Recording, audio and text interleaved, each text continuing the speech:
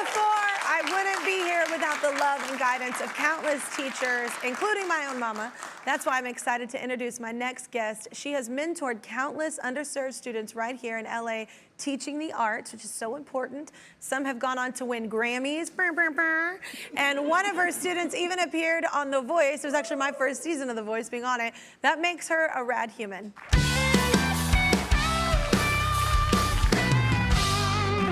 Please welcome the founder of the Whitehall Arts Academy, Tanisha Hall, y'all. So, first of all, I said this in the break, but I'm gonna have to say it on camera. You look stunning. You are so beautiful. Thank you, girl. I was trying to match you. I'm just saying you blend right in with our colors. But tell us about your school. Tell everybody about it. So Whitehall Arts Academy is a performing arts academy that I started in 2011. Wow. I had been working in the music industry for about 15 years, and it was time for a transition. Yeah. And we teach all instruments, piano, violin, singing, of course, I'm a singer, and we teach all genres. But the one thing that we specialize in is commercial music, because I want our students to be able to step into participating in the creative economy that is driving our city. Yeah. I'm also a foster parent, so any students that are... Gosh, you have such a good heart. Wow. Wow. I know, right? Oh my gosh. So I'm a foster parent, so any students or families that are in the foster system are able to participate in our programs completely for free. But beyond that, we keep our program really affordable so that no matter who you are, where you are, what age, because we teach all ages, you know, you can come here and you can study at Whitehall, and I'm not going to turn anybody away because of price or whatever, because to me it's all about access, because that's what's missing right now. It's all about access. And it's so therapeutic, music. It is. You know, whether you're playing it, whether you're singing it, whether you're just feeling it, writing it, whatever it is, it's so therapeutic. So regardless of the situation, the kid, whatever family you're coming from, it's so helpful to any One thing kid. we found, especially during the pandemic, you know, when we pivoted to virtual, is the safe spaces that we created for people to just express, and the songwriting, the songs that were coming out for people expressing. To get it out. The isolation, you know, that we're going out. So music is super therapeutic. I agree. So what was your background in music, like before starting the school? So both of my parents are musicians, and believe it or not, it's in your blood. It's in my blood. And I started playing piano when I was 1 year old, and so I grew up playing the piano. And then my mom's a minister, so you know how that is. You know, being at church all of the time. I grew up in church choir.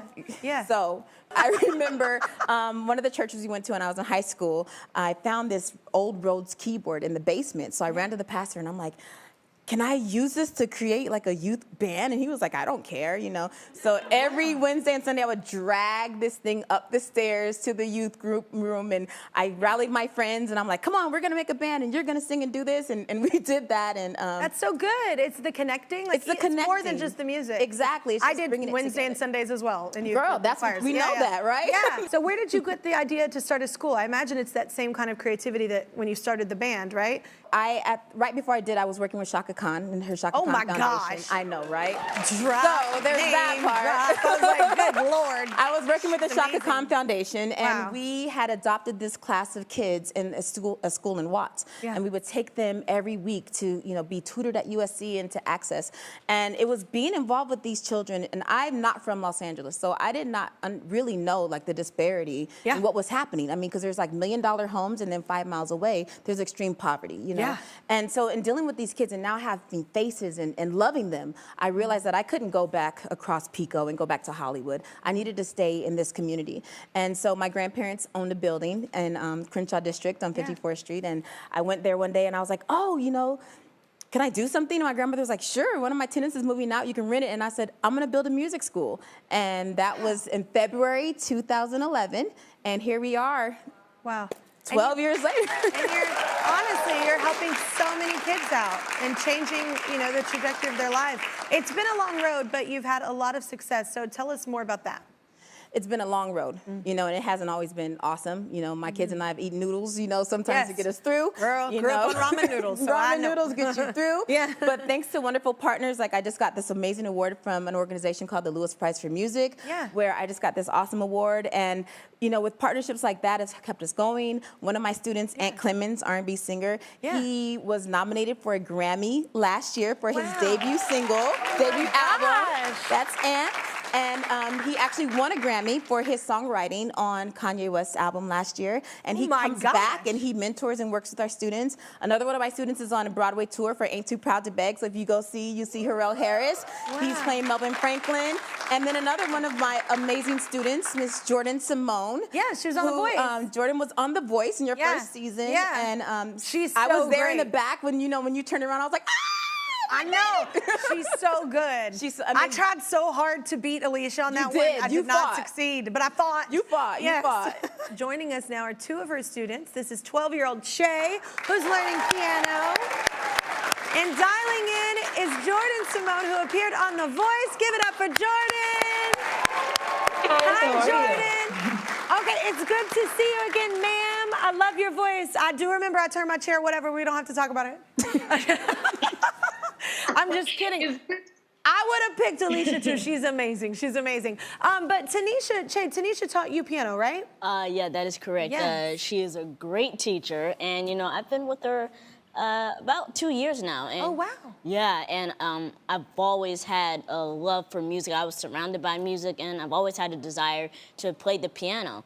And Miss Tanisha formally taught me how to play. She introduced me to classical music, and you know, yeah, and... Think about classical. If you can play classical, you can pretty much play anything. Yeah. That's why I grew up singing classical, because they always told me if you can sing this, you can pretty much go through any genre. So I think that's really important. And also, you sound like a grown man when you talk. You sound like a grown man. I was like, you have a desire? I was like, wait, what? I was like, I don't even know if I used the word desire when I was 12. That was nice. I like it. So wait, Jordyn, tell us about your experiences with Tanisha. Yeah, my experiences with Tanisha have been absolutely amazing. We have had a very long journey together, and we, from the ground up, really worked on vocal health, worked on, you know, training, worked on just creating an artist persona for myself that has always ran really deep within me. So I am so grateful for my experience with Tanisha.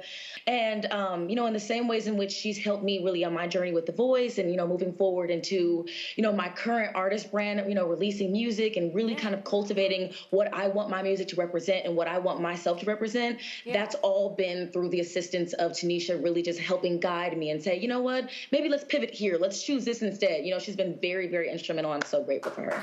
You know what? You said something interesting, though. That's actually, I think that's what's really cool, though, that you are surrounded by people like Tanisha, that you can have. You don't have to know exactly what you want to do. Even like on The Voice, I remember when I was on Idol, I didn't know exactly what lane. I like a lot of different styles of music. Like the journey is the fun part, you know?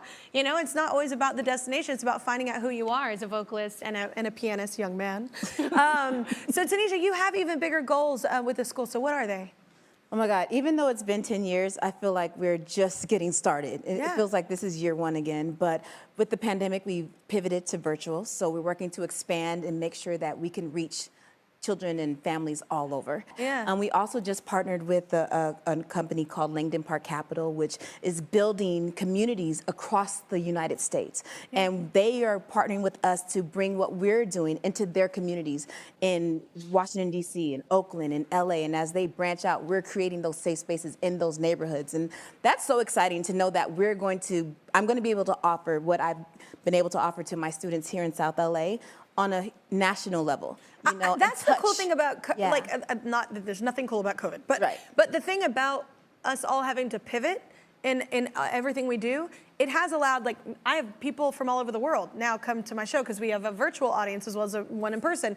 And now you can even help kids that maybe aren't right here, but maybe want the help, they want the opportunity, that's kind of cool that you have that online presence It's so cool. It's so cool. I mean, that you maybe wouldn't have done before. It would not have happened. I mean, a really cool connective story, one of my students in Memphis, Tennessee, when Ant did his inauguration concert with Justin Timberlake, they filmed it at the Stax Museum in Memphis, Tennessee, and my student Anaya goes to the program at the Stax Museum. So I had Ant as the star and Anaya in there, and they didn't even know that they both study with me, you know, and they're in Memphis. Cool. So it's like what we're able to do and just having that reach. And to me, it's all about community and access, you know, creating access. If I charged more, then I wouldn't be able to work with Jordyn. I wouldn't be able to work with Shay, you know, and that's what's important to me because I was blessed to have so much opportunity and I just want to give back. Oh, I love that. I love it. Well, we reached out to our friends at Pandora, the popular music streaming app, and they love what you're doing as we do, and they want to help, so they're going to donate $5,000 to the Whitehall Arts Academy. So that should help a little bit. Thank you so much, Tanisha. Tanisha. Thank you, Che. And thank you, Jordyn. Nice to see you again, man.